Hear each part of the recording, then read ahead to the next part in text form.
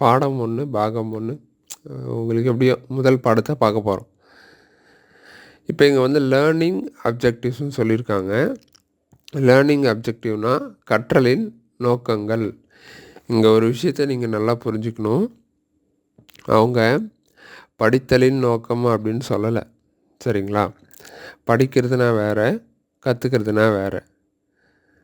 படிக்கிறதுனா உட்காந்து அப்படியே வாசிச்சுட்டு போகிறது. கற்றுக்கிறது அப்படின்னா செய்முறையாக ஒரு விஷயத்தை செய்வது. கரெக்டு தானே? நான் மாற்றி சொல்லிடலன்னு நினைக்கிறேன், சரிங்களா? லேர்னிங் அப்படின்னா கற்றல், ஓகேங்களா? நாம் இங்கே ரீட் பண்ணல, லேர்ன் பண்ணுறோம். அதனால் நான் திரும்ப திரும்ப சொல்கிறது, எத்தனை முறைனாலும் அதுதான் சொல்லுவேன். கணினி என்பது கற்றுக்கிறது, அதாவது ப்ராக்டிக்கலாக செய்யக்கூடியது, சரிங்களா? அதனால் நீங்கள் எவ்வளோக்கு எவ்வளோ ப்ராக்டிக்கலாக செய்கிறீங்களோ அவ்வளோக்கு எவ்வளோ தான் உங்களால் அடுத்தடுத்து போக முடியும், சரிங்களா? சரி.